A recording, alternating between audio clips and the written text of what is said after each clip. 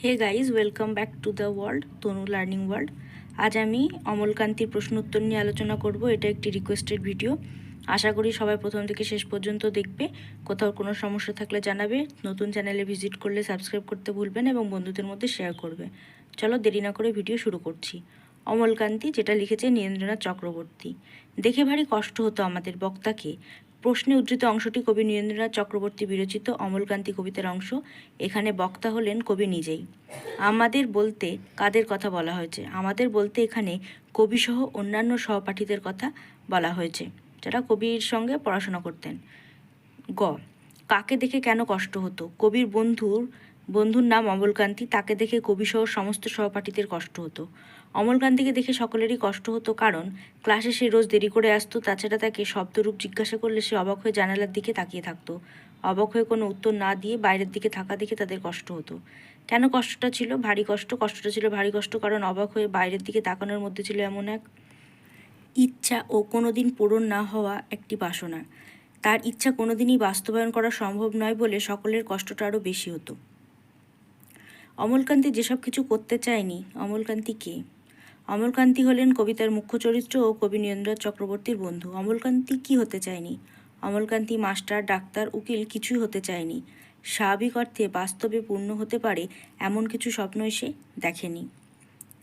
কবিতাটা একটু ইন্টারেস্টিং মনে হচ্ছে, বলো? ভালো করে পড়বে, আশা করি তোমরা বুঝতে পারবে। 3 দেখো, কেন হতে চায়নি? অমলকান্তি সেসব কিছু হতে চায়নি শুধুমাত্র তার স্বাভাবিক জীবনের জন্য। সে জানতো মাস্টার, ডাক্তার, উকিল সব কিছু বাস্তবায়ন ঘটলেও সেই সব কিছু তার জীবনের অন্ধকারকে মুছে দিতে পারবে না। কথাটি তাৎপর্য বিশ্লেষণ করো। কবিতার বর্ণিত চরিত্র অমলকান্তি ছোটবেলা থেকেই বস্তির একটি ঘিঞ্চি এলাকায় বসবাস করার ফলে তার জীবনে আলো, উত্তাপ ও রোদ্দুরের অভাব ছিল। তাই সে রোদ্দুর হতে চেয়েছিল। তাই শুধু বাইরের অবাক হয়ে তাকিয়ে সেই রোদ্দুর হওয়ার কথা চিন্তা করত। মাঝে মাঝে আমার সঙ্গে দেখা করতে আসতো। আমার বলতে কার কথা বলা হয়েছে? আমার বলতে কবি নীরেন্দ্রনাথ চক্রবর্তীর কথা বলা হয়েছে। আমার সঙ্গে কে দেখা করতে আসে? আমার সঙ্গে অর্থাৎ কবির বন্ধু কবির সঙ্গে দেখা করতে আসে, যার নাম ছিল অমলকান্তি। 1 থেকে 3 ক খ আলোচনা করা হয়ে গেছে। আজকে এরপরে দেখো গটা করছি। যে দেখা করতে আসে সে কি হতে চেয়েছিল? যে দেখা করতে আসে সে হলো অমলকান্তি। অমলকান্তি রোদ্দুর হতে চেয়েছিল। সে ক্ষান্ত বর্ষণ বা বিকেলের কাক ডাকা বিকেলের লাজুক রোদ, যা জাম আর জামরুলের পাতায় একটু হাসির মতো লেগে থাকে, তেমন ম্লান রোদ্দুর হতে চেয়েছিল। সে কি এটা হতে পেরেছে, না অন্য কিছু হয়েছে? অবশ্যই এটা কোনোদিনই হতে পারবে না, এটা দেখে নেবে। তো আমরা 3 প্রশ্ন আলোচনা করলাম। আজকে 4 প্রশ্ন পর্যন্ত আলোচনা করব। বাকি প্রশ্নগুলো আমি পরের দিন আলোচনা করে দেবো।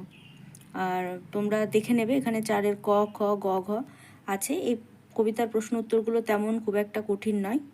তোমরা যদি একটু ভালো করে পড়ো আর এই ভিডিওগুলো যেগুলো আপলোড করছি সেগুলো দেখে নাও, আশা করি তোমাদের কোথাও কোনো অসুবিধা হবে না। আর চেষ্টা করবে মন দিয়ে পড়ার, প্রথম থেকে শেষ পর্যন্ত ভিডিও দেখার। দেখা হচ্ছে তোমাদের সাথে আবার নেক্সট ভিডিওতে। টাটা।